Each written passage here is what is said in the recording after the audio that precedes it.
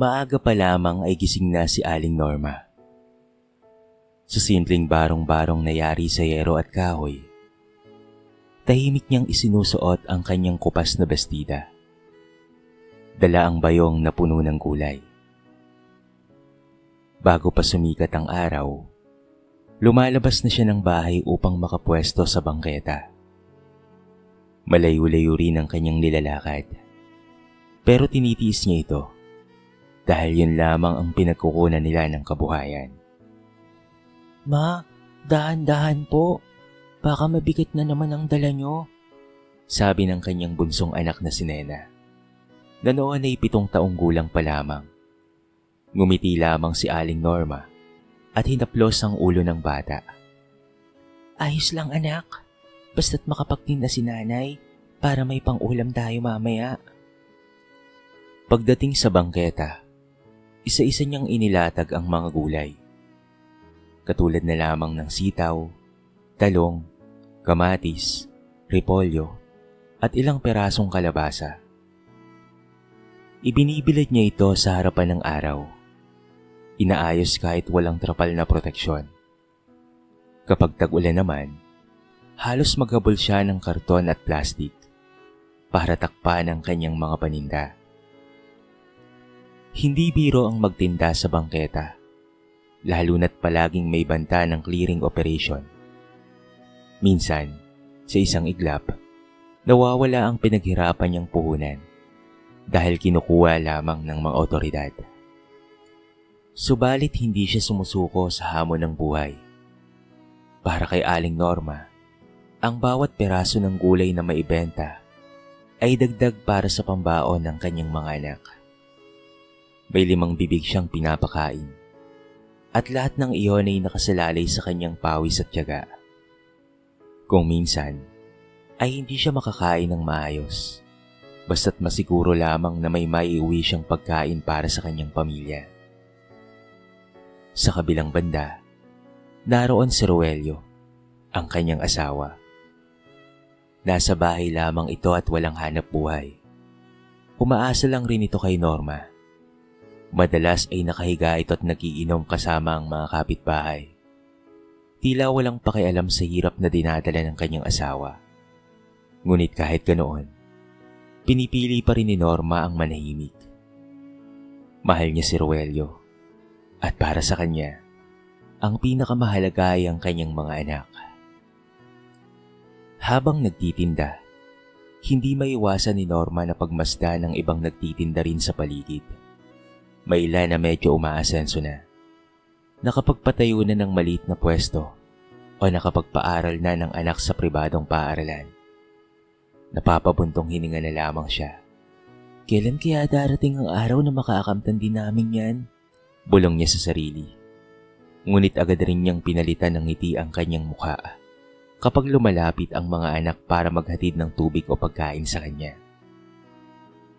Ayaw niyang makita ng mga ito ang kanyang panghihinawa. May mga pagkakataon ring napapaso ang kanyang balat dahil sa sobrang init. Namumula at nagbabalat na ang kanyang mga braso at mukha. Subalit tinitiis niya ito. Para sa kanya, ang bawat paltos at sugat ay patunay ng kanyang sakripisyo at pagmamahal. Ang kanyang pangarap ay simple lamang. Ang makapagtapos ang kanyang mga anak at magkaroon sila ng mas magandang buhay kaysa sa kanya. Sa pagtatapos ng araw, kahit pa konti lamang ang kita, umuwi siyang may ngiti sa labi. Sa isip niya, hanggat kaya ko, hindi ako titigil para ito sa mga anak ko. At yon ang nagiging gasolina ng kanyang puso araw-araw, sa kabila ng lahat ng pagod at hirap na dinadala. Mataas ang pangarap ni Aling Norma para sa kanyang mga anak. Sa tuwing nakikita niya ang mga estudyanteng naglalakad papuntang eskwela habang siya ay nagtitinda sa bangketa, ito ang naiisip niya. Balang araw, ganoon rin ang mga anak ko. Hindi nila kailangang maranasan ng ganitong hirap. Ngunit tila mas malupit ang kapalaran dahil unti-unti nang nagkakaroon ng lamat ang kanyang mga pangarap. Si Leo, ang kanyang panganay, ay maagang nagkaroon ng responsibilidad. Sa halip na magpatuloy sa kolehiyo, mas pinili nitong mag-asawa. Wala man itong matinong trabaho, ipinilit pa rin ang kanyang desisyon. Naging sanhi ito ng bigat ng loob ni Norma. Hindi lamang dahil sa hindi natupad ang pangarap niyang makapagtapos si Leo, kung hindi dahil dagdag na bibig na naman ang kailangan niyang pakainin. Sa halip na makatulong, mas lalo pa itong naging pabigat. Anak, bakit ka nagmadali? Hindi mo pa naisip ang hirap ng buhay natin? Tanong ni Norma kay Leo isang gabi. Ma, mahal ko siya. Kaya kong panindigan ang pagmamahal ko para sa kanya. Matigas na tugon ng binata. Napayuko na lamang si Norma. Pilit na pinipigilan ang luha. Mahal niya ang kanyang anak. Kaya't kahit masakit, tinanggap na lamang niya ang desisyon nito. Ngunit hindi pa roon natatapos ang pagsubok. Si Rina, ang kanyang pangalawang anak na babae, ay nabuntis ng wala sa oras. Nabalot ng kahihiyan ang kanyang pamilya. Ang mga kapitbahay ay pinag-usap-usapan ng pagkakamali ni Rina. Sayang si Rina, no? Matalino pa naman. Pero nabuntis ka agad. Bulong ng isang kapitbahay na narinig mismo ni Norma habang nag-ayos ng paninda. Tinapangan niya ang kanyang sarili. Anak ko siya. At kahit ano pa ang mangyari, anak ko pa rin siya. Bulong niya sa puso habang tinatanggap na muli na namang nadurog ang isa sa kanyang mga pangarap. Ang tatlo pang anak ay mas bata pa, kaya't pinipilit niyang ibuhos ang natitira niyang lakas para sa kanila. Ngunit ramdam na ramdam ni Norma ang bigat ng mga responsibilidad. Kung minsan, ay napapaupo na lamang siya sa gilid ng bangketa. Hawak-hawak ang kanyang bayong. Iniisip kung papaano niyang mapagtatapos ang natitira pang mga anak. Madalas niyang tanungin ang kanyang sarili. Mali ba ang mga desisyon ko sa buhay? Kulang ba ang aking mga sakripisyo? Bakit parang ang malas ko sa mga anak ko? Ngunit sa tuwing nakikita niya ang inosenteng mukha ng kanyang bunsong anak, ay nabubuhayan siya ng loob. Alam niyang hindi siya maaaring sumuko sa buhay. Ganun pa man, hindi may kakailaang sugat na iniwan ng mga maling desisyon ng kanyang mga anak. Ang pangarap niyang makitang nakasuot ng toga ang isa man lamang sa kanila ay tila unti-unti nang naglalaho. Ngunit kahit ganoon, hindi siya nagtanim ng sama ng loob. Sa halip, tinanggap niya na ang kanyang papel bilang ina ay hindi lamang magturo at magbigay, kung hindi umunawa at magmahal kahit sa pagkukulang ng kanyang mga anak. Sa puso ni Norma, nangako siya sa kanyang sarili. Kahit ilang ulit pang masaktan, tuloy pa rin ako. Dahil ina ako. At ang ina ay kailanman hindi susuko. Matapos ang sunod-sunod na kabiguan mula sa mga ito, pinilit pa rin ni Aling Norma na maging matatag. Araw-araw, tuloy ang kanyang pagtitinda sa bangketa. Dalang pag-asang baka balang araw ay magbago pa rin sila. Ngunit hindi niya inakalang may mas mabigat pang pagsubok na darating sa kanyang buhay. Isang dagok na tuluyang yayanig sa kanyang mundo. Isang gabi, habang abala si Norma sa pag-aayos ng mga gulay para kinabukasan, narinig niyang umupo ng malakas si Roelio, ang kanyang batugang asawa. Mahal, ayos ka lang ba? Tanong niya, may halong kaba. Ngumiti lamang si Roelio. Pilit na pinapawi ang pag-aalala ng kanyang asawa. Wala ito, medyo masakit lang ang dibdib ko. Ngunit hindi yon basta simpleng pananakit. Makalipas ang ilang minuto, bumagsak si Roelio sa sahig. Hawak-hawak ang kanyang dibdib. Roelio, Diyos ko, mga anak, tulungan niyo ako. Sabi ni Norma, halos mabasag ang tinig sa takot. Agad nilang isinugod si Roelio sa pinakamalapit na ospital gamit lamang ang tricycle ng kapitbahay. Habang naglalakbay, nagdarasal si Norma, umiiyak ng tahimik. Panginoon, huwag niyo naman po sanang kunin sa akin ang asawa ko. Kahit papaano, siya lang po ang kasama ko sa buhay na ito. Ngunit tila hindi pinakinggan ang kanyang mga panalangin. Pagdating sa ospital, matapos ang ilang oras sa loob ng emergency room, lumabas ang doktor at malungkot na umiling. "Pasensya na po ma'am, inatake po sa puso ang asawa niyo." Parang gumuho ang buong mundo ni Norma. Nanghina ang kanyang mga tuhod at halos bumagsak siya sa sahig. Napaiyak siya ng todo. Hindi alintana ang mga taong nasa paligid. Sa kabila ng lahat ng tampo at sama ng loob niya kay Roelio, hindi niya kailanman ginusto ang pagkawala nito. Sa mga sumunod na araw, abala siya sa pag-aasikaso ng libing ng kanyang asawa. Wala siyang sapat na pera para sa burol, kaya't napilitang siyang mangutang sa lahat ng kanyang mga kapitbahay at mga kamag-anak. Ilang gabi siyang hindi makatulog. Iniisip niya kung papaano niyang muling sisimulan ang kanyang buhay. Ngayong siya na lamang mag-isa ang dapat na bumuhay sa kanyang 5 mga anak at mga apo. Habang nakaupo sa gilid ng kabaong ng kanyang asawa, napabulong siya. Roelio, kahit papaano, naging katuwang pa rin kita sa buhay ko. Paano ko ito kakayaning mag-isa? At sa unang pagkakataon, naramdaman ni Norma ang matinding takot sa hinaharap. Ngunit kahit ganoon kasakit, kailangan niyang bumangon kinabukasan. Wala siyang panahon para magtagal sa pagdadalamhati. May mga anak siyang nagugutom. May mga bayarin silang nakatambak. At higit sa lahat, may buhay pa siyang kailangang ipagpatuloy. Sa kabila ng pagkawala ni Roelio, pinilit ni Norma na tumayo sa bangketa kinabukasan. Dala ang parehong bayong ng gulay. Habang inaayos niya ang mga paninda, dumaloy ang luha sa kanyang mga mata. Ako na lang. Mag-isa na lang ako. Wika niya sa sarili.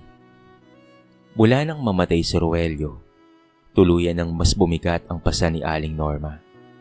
Siya na lamang ang inaasahan ng buong pamilya. Kung dati ay may kaagapay pa siya kahit papaano, ngayon ay siya na lamang mag-isa ang kailangang magsakripisyo. Bago pa man sumikat ang araw, nasa kalsada na siya, bitbit ang kanyang bayong. Pinupuno niya ito ng gulay na binibili pa niya sa palengke. At ito ay maramihan. Sa bawat hakbang, dama niya ang bigat. Hindi lamang ng dala kung hindi pati na rin ang buhay na kailangan niyang itaguyod. Minsan, hindi pa man siya nakakarating sa kanyang pwesto, ay nababawasan na kaagad ang kanyang puhunan dahil sa dagdag singil sa pamasahe o dahil sa nabubulok na ilang mga gulay. Dumating ang panahon na halos wala na siyang kinikita. Kapag may clearing operation, parang nauupos na kandila ang kanyang lakas habang nakikitang kinukuha ng mga otoridad ang mga panindang pinagpapawisan niya. Umuwi siyang luhaan. Walang maiuwing pagkain para sa kanyang mga anak. Ang masakit pa, imbes na maunawaan siya, may ilan sa mga ito ang nagrereklamo pa. "Ma, wala ba talaga tayong makakain ngayon? Ano na naman ang gagawin natin?"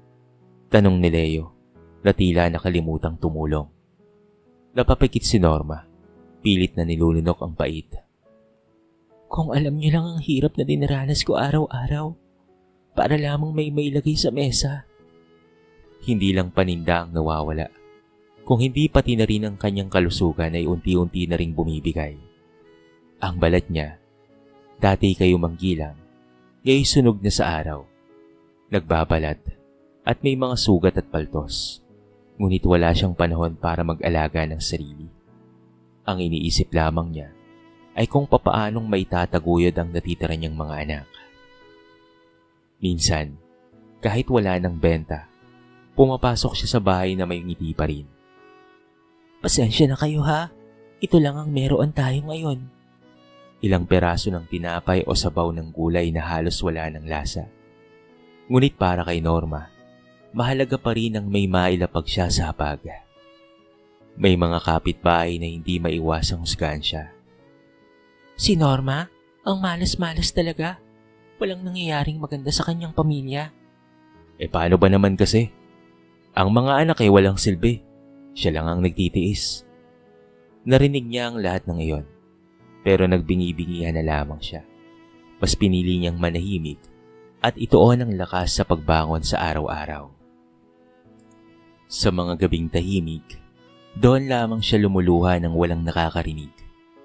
Nakaupo siya sa gilid ng kanyang higaan. Hawak ang lumang rosaryo. Panginoon ko, hanggang kailan pa po ba ang ganitong hirap? Bigyan niyo naman po sana ako ng lakas para sa mga anak ko, kahit ako na lamang ang mahirapan. Sa kabila ng lahat, hindi nawala kay Norma ang pag-asa. Alam niyang may isang dahilan kung bakit siya patuloy na humihinga at patuloy na lumalaban. Hindi man niya nakamtan ang pangarap na makapagtapos ang mga ito, umaasa siyang baka sa susunod na henerasyon ay mayroong magbago. At hindi niya alam, sa tabi lamang niya, lumalaki ang isang batang makakakita ng lahat ng kanyang sakripisyo. Isang apo na magbibigay ng bagong liwanag sa kanyang buhay.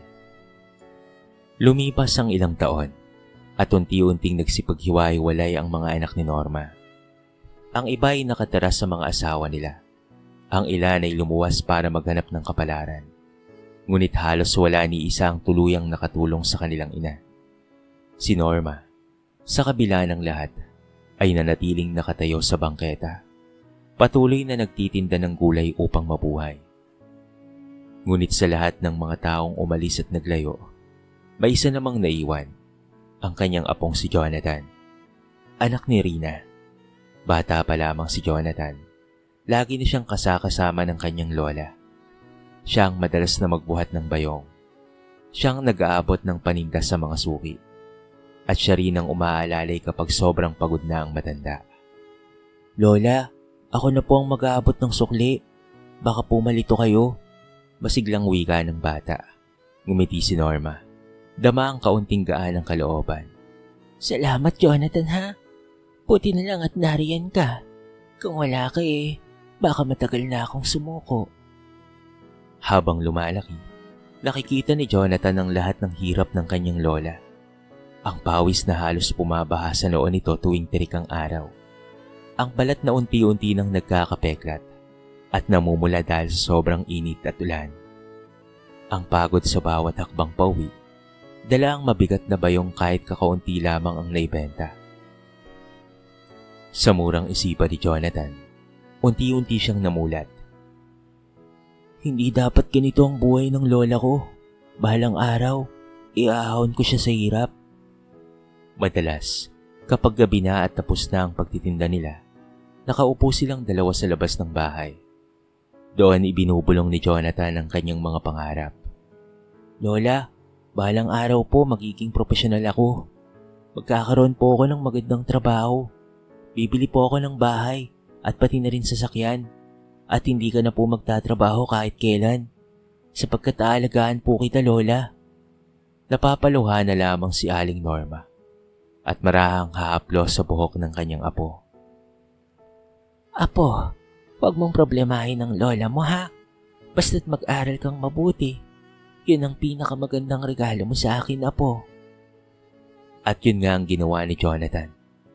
Kahit kapos sa baon, kahit minsan ay walang pambili ng proyekto, nagsikap siyang tapusin ang kanyang pag-aaral. Tinutulungan siya ni Norma kahit konti lamang ang kinikita sa pagtitinda.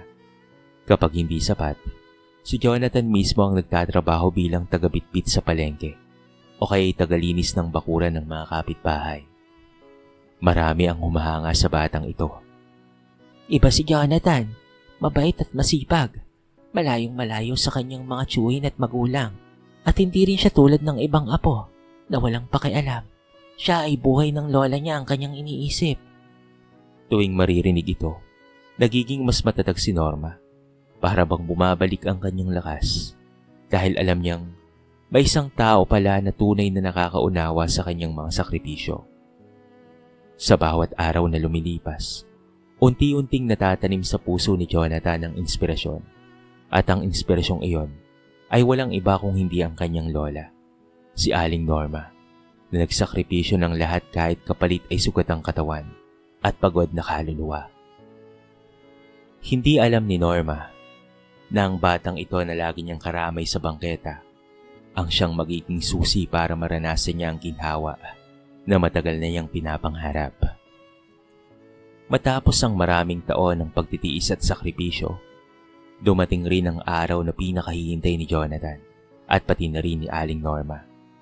Sa kabila ng lahat ng hirap, ay nakapagtapos si Jonathan sa kolehiyo. Ang kanyang suot na toga ay hindi lamang simbolo ng kanyang tagumpay, kung hindi lahat ng sakripisyong pinasan ng kanyang minamahal na lola. Habang nasa entablado, hawak ang kanyang diploma, agad niyang nasilayan si Aling Norma na nakaupo sa pinakalikod, nakasuot ng lumang bestida, ngunit nakangiti ng buong ningning. Ang mga mata nito ay puno ng luha ng tuwa at tagumpay. "Para sa ito, Lola," bulong ni Jonathan habang itinataas ang kanyang diploma. Hindi nagtagal, nakahanap siya ng maayos na trabaho.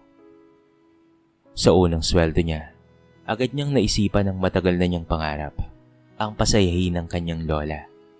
Isang araw, pagkatapos ng kanyang trabaho, dumiretso siya sa bangketa kung saan nagtitinda pa rin si Aling Norma ng gulay. Pagod na naman ang matanda. Pawisan at halos nangingitim ang balat sa bilad ng araw. "La!" tawag ni Jonathan. Nakangiti habang inilalapag ang supot na hawak. "Oh, nariyan ka na pala, Apo. Gusto mo ng talong? Bagong ani ito," sagot ni Aling Norma. Pilit na ikinukubli ang pagod. Ngunit ngumiti lamang si Jonathan at sabay inilabas ang sobre. "Lola, ito po ang unang sweldo ko at ito po ang una kong desisyon. Simula ngayon po, hindi ka na po magtitinda ng gulay." Natigilan si Aling Norma. Napatingin sa kanyang apo. "Apo, huwag ka namang magbiro ng ganyan. Anong kakainin natin kung titigil ako?" Hinawakan ni Jonathan ang kamay ng kanyang lola. Mainit at magaspang ang balat nito. Patunay ng mga taong iginugol sa pagtitinda. "La, sobra-sobra na po ang sakripisyo ninyo. Nakita ko po yun, simula una pa lamang at habang ako'y lumalaki. Ngayon, hayaan niyo naman po na ako naman po ang magbalik ng lahat ng sakripisyo niyo sa akin. Mahal na mahal ko po kayo, Lola. Buwan-buwan po ay may ibibigay po akong pera para sa inyo mula sa aking sweldo. Hayaan niyo na pong maranasan ang buhay na hindi puro hirap lang, Lola." Hindi napigilan ni Aling Norma ang lumuha. Matagal na panahon niyang iniisip na walang makakapansin sa lahat ng kanyang sakripisyo. Pero nagkamali siya. Naroon ang kanyang apo, buhay na patunay na hindi nasayang ang lahat. "Jonathan, Apo, hindi ko alam kung paano ako magpapasalamat sa iyo. Kung si Rogelio sana ay nabubuhay pa, siguradong proud na proud siya sa iyo." Hindi lang sobre ang dala ni Jonathan. Dinala rin niya ang kanyang lola sa isang mall. Unang beses ni Norma na makapasok sa ganoong lugar. Manghang-mangha siya sa kanyang mga nakikita. Mga kumikislap na ilaw, malamig na hangin mula sa aircon, at mga tindahan ng damit. Doon ay binilan siya ng bagong bestida ng kanyang apo, sapatos, at pati na rin bag. Para kay Norma, pakiramdam niya ay para siyang dalagang bumalik sa kabataan. Kinabukasan, isinama siya ni Jonathan para mamasyal sa isang parke. Habang magkasamang nakaupo sa dumuhan, nilingon ni Jonathan ang kanyang lola at maigpit itong niyakap. "La, tapos na po ang mga araw ng paghihirap simula ngayon. Ang gusto ko po para sa inyo ay maranasan niyo po ang buhay na puno ng kasiyahan at kahit papaano ay kaginhawaan." Sa mga salitang iyon, naramdaman ni Norma ang hindi matatawarang ginhawa.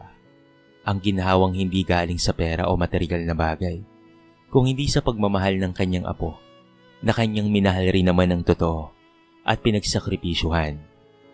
Mula nang ipasyal at pasayin ni Jonathan ang kanyang lola, kumalat ang balita sa kanilang barangay.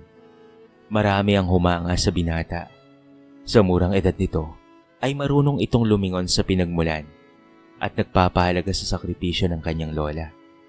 Ngunit higit sa lahat, ang mga anak ni Aling Norma ang labis na napaisip.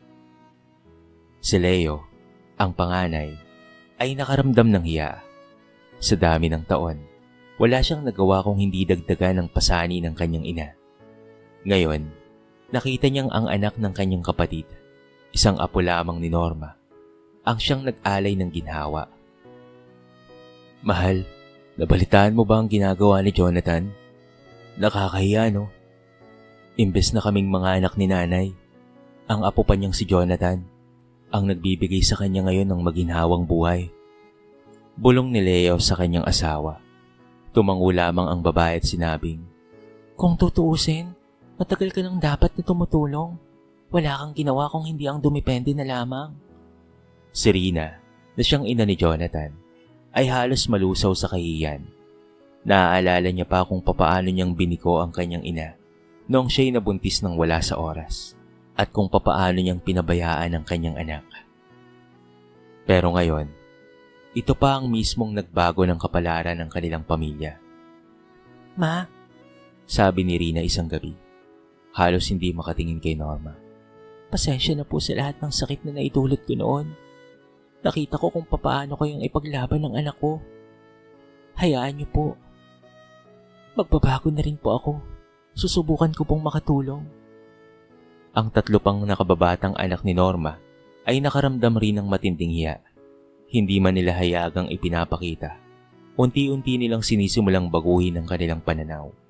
May ilan sa kanila ang nagsikap maghanap ng trabaho. Ang iba na may natutong magtipid at magbigay ng kahit na maliit na ambag. Isang araw, sabay-sabay silang dumalaw kay Aling Norma. Naganda sila ng simpleng pagkain. Isang bagay na matagal nang hindi nangyayari. Habang magkakasama sa hapag, si Leo ang unang nagsalita. Ma, mapatawad po. Ang dami kong naging pagkukulang sa inyo. Hindi ko kayo nasuportahan. At ngayon, ang pamangkin ko pang nagbigay ng ginhawa sa inyo. Nakakahiya talaga, ma. Tahimik lamang si Norma. Nakikinig lang. Nagpatuloy naman si Rina. Mapangako po. Tutulong na po ako sa maliit man na paraan. Hindi na po kayo mag-iisa. Napaluha si Norma. Hindi dahil sa sama ng loob, kung hindi dahil sa nakitang unti-unting pagbabago sa mga ito. Mga anak, patagal ko nang tinanggap na hindi lahat ng pangarap ko para sa inyo ay natupad. Pero kahit anong mangyari, anak ko pa rin kayo. At mahal ko kayo. Ang pagmamahal ko ay hindi nababawasan kahit anong pagkakamali ninyo. At ngayon, nakikita ko ang pagbabago. Yun na ang pinakamalaking gantimpala para sa akin. Tahimik ang buong hapag. Tanging ang mga higpi lamang ng ilan ang maririnig. Ngunit sa katahimikang iyon, ramdam ang paghilom ng sugat ng nakaraan. Mula noon, nagsimula nang magbago ang takbo ng kanilang pamilya. Hindi na si Norma lamang ang bumubuhay sa lahat. Nariyan si Jonathan na patuloy na nagbibigay ng suporta sa kanya. At unti-unti, nagsimulang bumalik ang malasakit ng mga anak niya. Sa unang pagkakataon, matapos ang napakaraming taon ng pagdurusa at paghihirap, nakaramdam si Aling Norma ng kaginhawaan. Hindi lang sa pisikal na aspeto, kung hindi higit sa lahat, ang kanyang puso. Lumipas pa ang ilang taon at lalo pang lumago ang tagumpay ni Jonathan. Sa kanyang sipag at talino, na-promote siya bilang isang team leader sa kumpanyang pinapasukan. Mas malaki na ang kanyang sahod ngayon at mas nakapaglalaan na siya para sa kanyang lola. Ngunit higit pa sa material na bagay, ang tunay na kagalakan ni Jonathan ay ang makitang masaya at maginhawa si Aling Norma. Hindi na kailanman nagtinda pa ng gulay ang kanyang lola, sapagkat hindi na siya papayag pa. Sa halip, abala na ito sa pag-aalaga ng maliit na apo sa kanilang tahanan at paminsan-minsang pagdalo sa mga pagtitipon ng barangay. Pinatayuan niya rin ito ng maliit na tindahan para man kahit papaano ay may mapaglibangan ng kanyang lola. Marami ang humahanga kay Aling Norma. Hindi dahil sa suot niyang bagong damit o sa maraming lugar na kanyang napupuntahan at sa ginhawang kanyang natatamasa, kung hindi dahil sa kwento ng kanyang sakripisyo at tibay ng kanyang loob. Si Aling Norma, siya ang inspirasyon ng lahat ng nanay dito. Wika ng isa sa mga kapitbahay. Tingnan niyo, kahit anong hirap, hindi siya sumuko. At ngayon ay ginantimpalaan siya ng Panginoon sa pamamagitan ng kanyang apo. Sa tuwing naririnig iyon, napapaluha si Norma. Hindi niya akalain na darating ang araw, nakikilalanin siya hindi lamang bilang isang tindera ng gulay sa bangketa, kung hindi bilang isang huwarang ina at lola. Ang kanyang mga anak, bagamat huli na, ay tuluyan ng nagbago. Si Leo ay natutong maging responsable sa kanyang maliit na pamilya. Si Rina naman, nagsumikap ring maghanap buhay at maging katuwang ni Jonathan sa mga gastusin. Humingi siya ng tawad sa kanyang anak sa ilang taong pagkakawalay dito dahil sa kanyang pagpapabaya. Walang ano-ano ay pinatawad naman siya kaagad ni Jonathan sapagkat si Jonathan ay ipinalaking mabuting bata ng kanyang minamahal na lola. Samantala, ang 3 pang nakababatang anak ni Aling Norma ay nagsumikap sa kani-kanilang larangan. May nagtrabaho bilang kahera, may naging construction worker, at isa'y nagpatuloy sa pag-aaral. Naging mas magaan pa ang pasanin ni Norma. Sa halip na siya na lamang ang nagbubuhat ng lahat, naramdaman niya ang unti-unting pag-angat ng kanyang pamilya.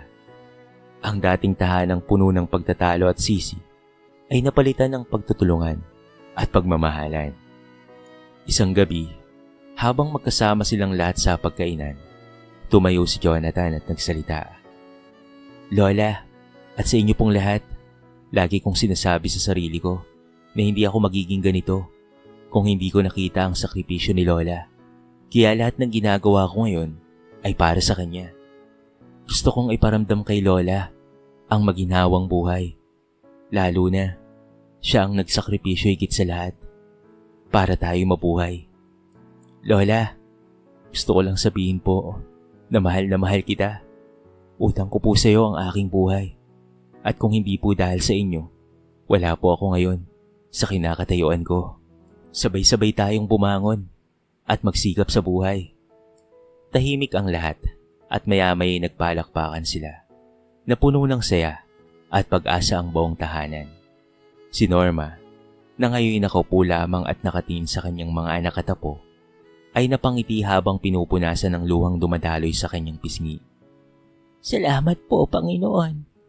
Bulong niya sa kanyang puso.